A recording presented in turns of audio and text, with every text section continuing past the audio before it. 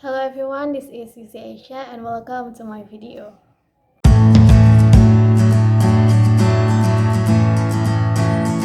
In the last June, the US Supreme Court finally announced their decision to overturn Roe versus Wade, the landmark decision 1973 that declared the constitutional right to abortion for nearly 50 years. The draft actually had been leaked from a month before. However, the final decision still caused a lot of backlash from society, especially from pro-choice side. They are saying that this decision is really a disaster and catastrophe and bring a woman back to a dark ages and direct blow to bodily autonomy, reproductive health, patient safety, and health equity in the United States.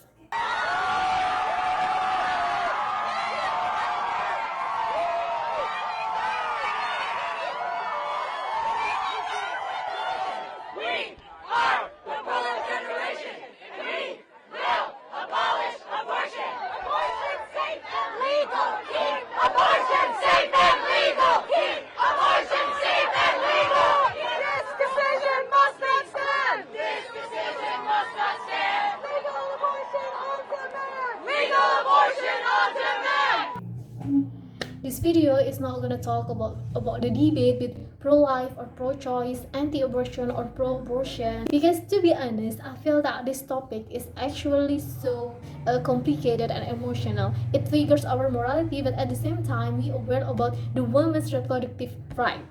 But when we are talking about right, there will be a question like, doesn't the fetus also has a right? And is it legal to take their right as the woman doing abortion?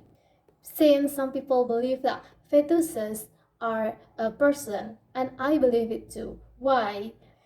You know, the definition of person is something that has a certain set of moral or legal rights. They can't be harmed, they can't be killed, they can't be destroyed or harmed without any good reasons. The next thing that we need to know is what makes something become a person. There are some theories that talk about this. The famous one is, in order to become a person, we need to have criteria that look at capacity. You have X capacity, and then we have to fill in what X is. Is it the ability to think complex thought or planning and look forward the future and then feeling the pain or maybe feeling the happy whether we understand it or not? The claim is, yes, a fetus is a person. Yes, abortion will cause the death of a person, but that doesn't mean that abortion is wrong, because the woman gestating the fetus has a right to stop that gestating, even if it will result in the death of a person.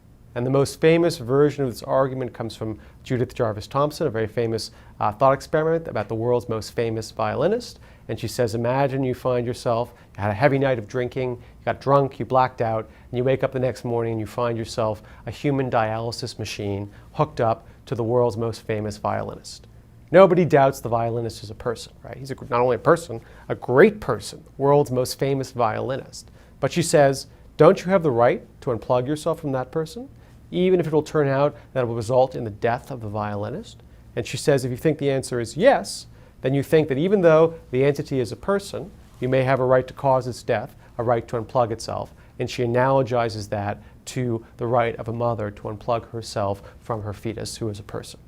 From the video, I understand the analogy very well. But to be frank, if we want to compare with apple to apple with the analogy, the woman has a right to unplug themselves from the fetuses only because they got the fetuses when they are conscious. Maybe in this case is maybe from rape, kidnap, or incest, or something like that, or when their life in really in dangerous situation. Okay, now back to US Supreme Court, which already overturned Roe versus Wade. It means abortion in the United States not already legal anymore, except for some condition, that is to save a person's life. And we know each country has different laws of abortion, from the one which liberalized their abortion law until the one who totally banned it. And through this video, I would like to invite you guys to join me to explore various abortion laws across the world.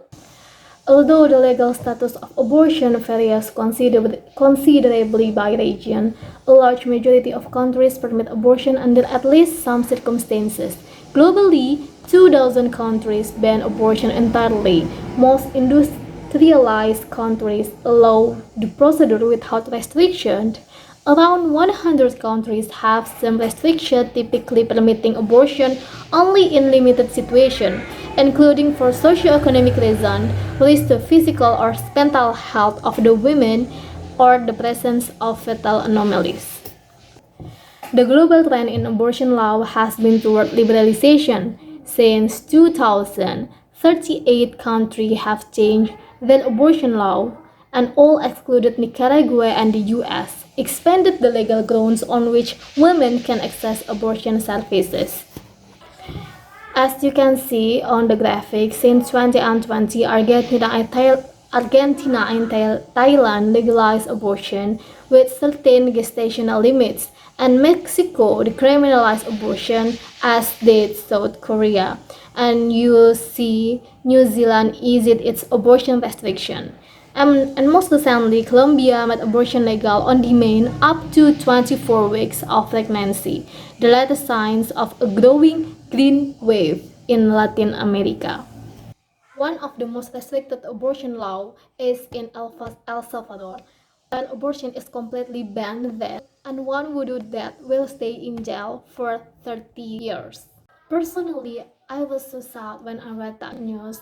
Like, imagine yourself living in that situation, being powerless, losing your kids, and then being sentenced for something that you don't even know that will happen to you. That's actually so horrible. Moved to Ireland, where they used to be the most restrictive abortion law in Europe. Then finally in 2018, they decided to legalize the termination of pregnancy up to 12 weeks, and also in cases in which the health of the mother is at stake. Moved to the Ireland, where it used to be the most restrictive abortion law in the Europe. Then finally, back then in 2018, they finally legalized the termination of pregnancy up to 12 weeks, as also in cases where the health of the mother is at stake.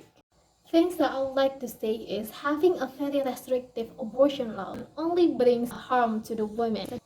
Meanwhile, at the same time, completely legalize the abortion law is not an option for all of countries, for some countries, because we know legalizing abortion massively change sexual behavior outside marriage, and we know that not all of countries have the same ideology like America, like United States. All of the countries have different ethnic, different background, different norm and belief. According to the Center of Disease Control, 15% children aborted were children of married mothers, while the remaining 85% of children aborted are the children from unmarried mothers.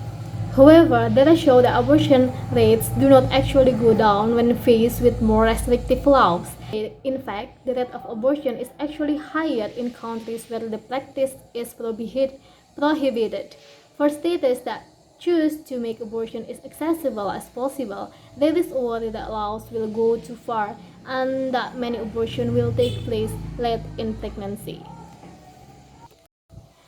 Regardless of your own views, it is important to know that abortion rates are declining, and statistics show that access to sex education, contraception, and comprehensive health care are contributing to that decline. They help people plan their reproductive journey, eliminating the need to deal with an unwanted pregnancy in the first place.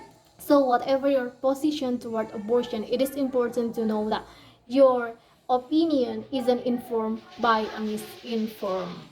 That's all from me. I am Yuzi Aisha. I'm signing off. Thank you very much for watching my video. Goodbye.